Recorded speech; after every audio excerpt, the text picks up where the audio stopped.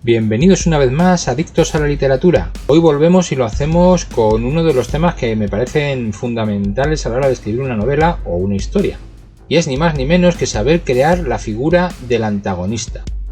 Cuando se hablaba de la creación de los personajes para una obra, ya os dije que el antagonista era fundamental. De hecho, os dije entonces y os repito ahora, que si en una historia el antagonista está mal creado, esa historia va a fracasar. Así que aprendamos hoy cómo crear los mejores antagonistas de la literatura.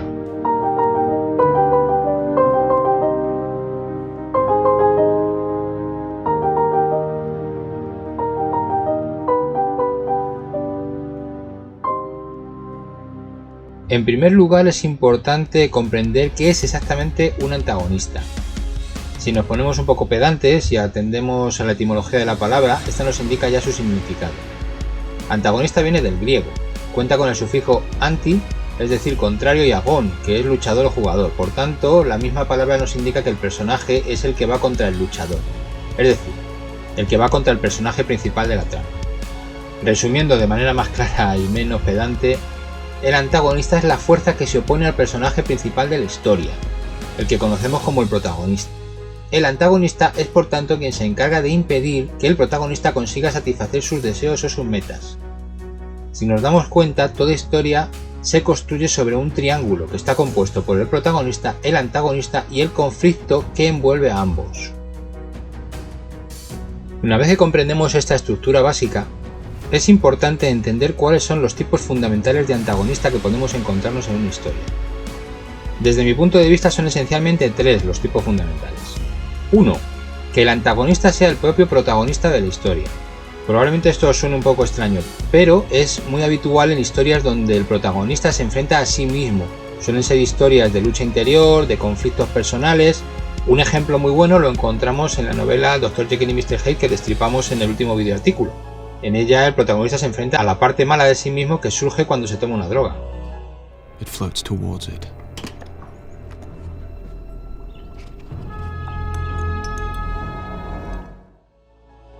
Otro ejemplo lo tenemos en la obra Una mente maravillosa de la autora Sylvia Nasar.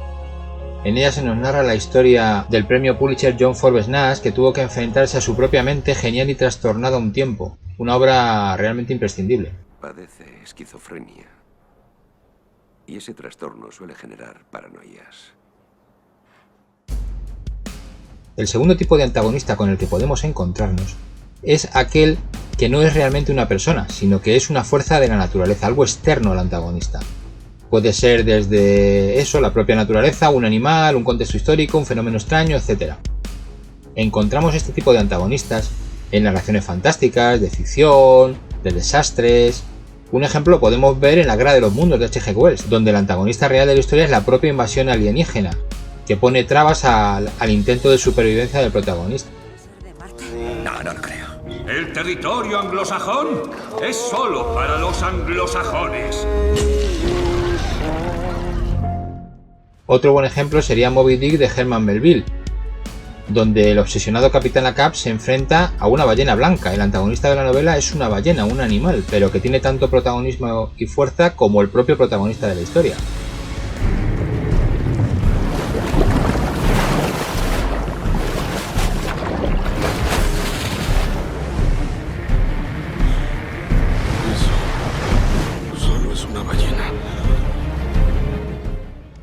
Y el tercer tipo, por supuesto, es el tipo habitual, aquel en el que el antagonista es un personaje distinto al protagonista, pero es un personaje también humano o equivalente al propio protagonista, al que se opone provocando el conflicto. Es el tipo de antagonista utilizado en las novelas más convencionales y también en los cuentos populares. Por ejemplo, podemos acordarnos todos de Blancanieves, que en la versión de los hermanos Grimm tienen la bruja y reina malvada una perfecta antagonista. En mis cazadores os convertiréis.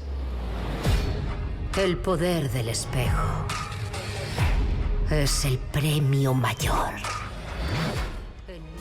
También, por poner un ejemplo más moderno, en la saga de Harry Potter de J.K. Rowling tenemos el personaje de Voldemort, que es un perfecto antagonista y prácticamente la imagen negativa y especular del protagonista Harry Potter.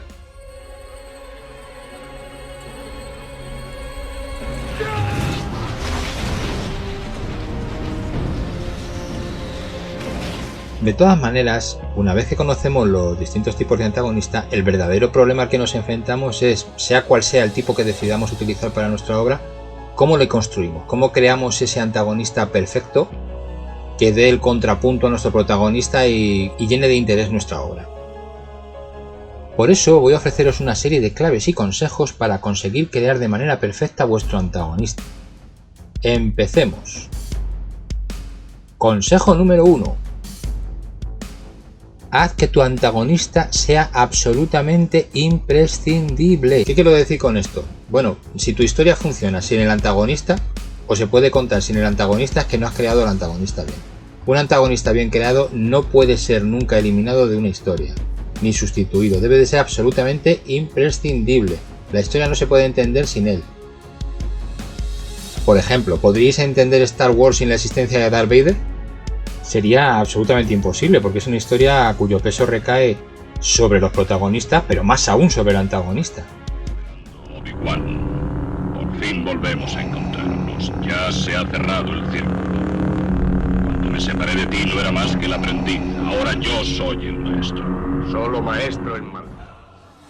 También, por ejemplo, en Pesadilla en Elm Street, ¿podéis imaginaros esta historia con un malo distinto a Freddy Krueger? La concepción de este villano de terror está tan bien realizada que prácticamente la historia es él. Nos acordamos más de él que del resto de la trama y del resto de los protagonistas.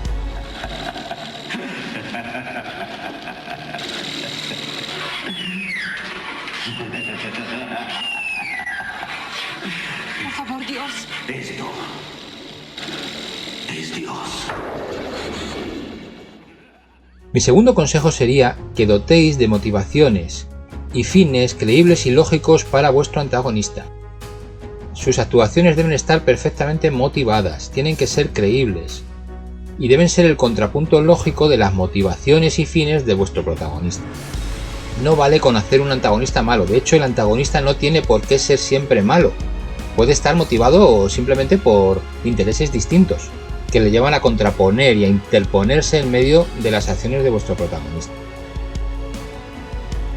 Un ejemplo de un antagonista muy bien justificado lo tenemos por ejemplo en Thanos. Si habéis visto la saga de los Vengadores desde Infinity War o Endgame, sabemos perfectamente por qué actúa Thanos, incluso hay cierta ambigüedad y no estamos muy seguros de si es malo o bueno, porque en el fondo intenta evitar una catástrofe, lo que pasa que sus métodos son más catastróficos aún que lo que intenta evitar.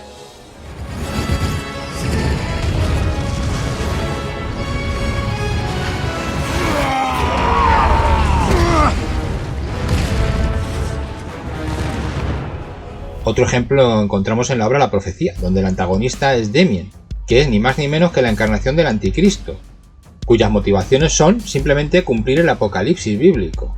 ¿Puede haber una motivación más justificada que esta? De hecho, es un personaje que en sí mismo está obligado a hacer lo que hace. Damien, mírame. Damien, te quiero mucho. Mira, mamá. Mírame, Damien. Lo hago por ti. Como tercer consejo os diría que juguéis con la ambigüedad moral, que viene un poco también de lo que hemos visto en el apartado anterior cuando hablábamos de Thanos. Tenéis que hacer que vuestros antagonistas no sean malos absolutos, que sus acciones tengan una cierta relatividad moral para que el lector también se identifique en cierto modo con vuestro antagonista. Debéis hacer que vuestro antagonista juegue en el borde límite entre el bien y el mal. Es quizá lo más efectivo para conseguir un buen antagonista. Esto lo podéis ver por ejemplo en Blade Runner, que está basada en la obra de Philip K. Dick, Sueñan los androides con ovejas eléctricas. Aquí la ambigüedad moral es tal que prácticamente llegamos a la conclusión de que el bien está realmente del lado de los replicantes y de su derecho a la vida, y no del propio protagonista. Yo he visto cosas que vosotros no creeríais. Atacar naves en llamas más allá de Orión. He visto rayos de brillar en la oscuridad cerca de la puerta de Tannhausen. Todos esos momentos se perderán en el tiempo. Como lágrimas en la lluvia. Es hora de morir. Esto también lo podemos ver en la película Joker, donde nos encontramos una genial historia de un hombre enfrentado a una sociedad que le destruye, incapaz de aceptar la enfermedad mental que sufre. Una historia en la que el bien y el mal se diluyen de tal manera que el espectador llega a salir con cierta sensación de desasosiego de la sala, porque no sabe hasta qué punto la violencia y brutalidad del antagonista, del Joker, no está justificada.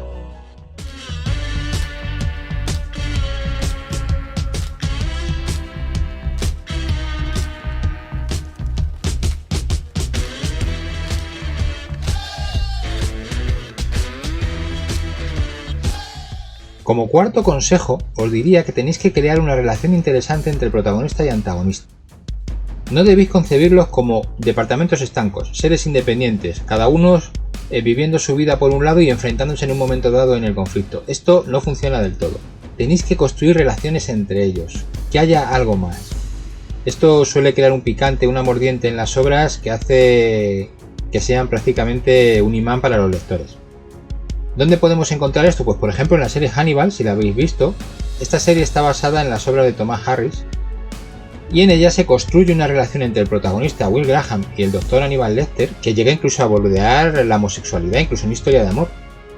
Y ese juego de rivalidad y a la vez de atracción entre los personajes hace la obra única.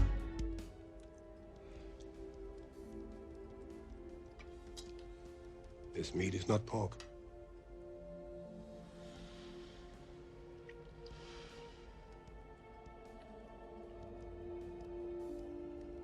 Long pig. Tampoco se puede olvidar, por ejemplo, La Isla del Tesoro de Robert Louis Stevenson, una obra genial en la que el niño protagonista, Tim Hawkins, llega a entablar una relación de verdadera amistad con el pirata y criminal John Silver el Largo, que en el fondo es el malo y antagonista de la obra. Bueno, pero ¿cómo dijiste que se llamaba, hijo? ¿Perro qué? Negro, señor. Negro, negro, perro negro. Yo creo que sé.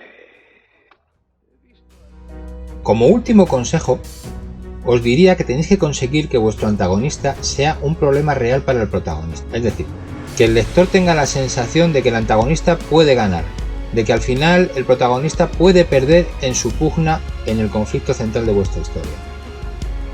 Un ejemplo podemos encontrar en La Noche del Cazador de David Graff, donde el reverendo Ben Harper se convierte en una terrible pesadilla mortal para los protagonistas y por momentos parece que va a terminar con su vida. Y bien, ¿ahora qué va a ser, señor? ¿Otra viuda? ¿Cuántas van ya? ¿6? ¿12? No lo recuerdo.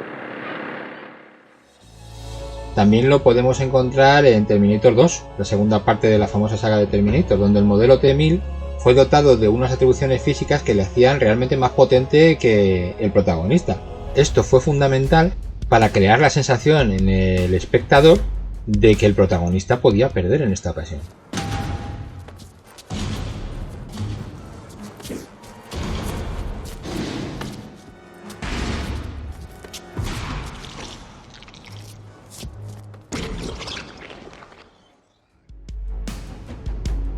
En definitiva y como conclusión, tenéis que cuidar que vuestros antagonistas sean reales, estén bien concebidos, tengan tanta potencia como el propio protagonista y supongan un auténtico problema en el camino de este.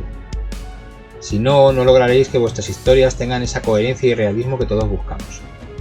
Espero que os hayan gustado estos consejos, que os sirvan en vuestras obras y como siempre, dad a la campanita, suscribiros y os espero la semana que viene.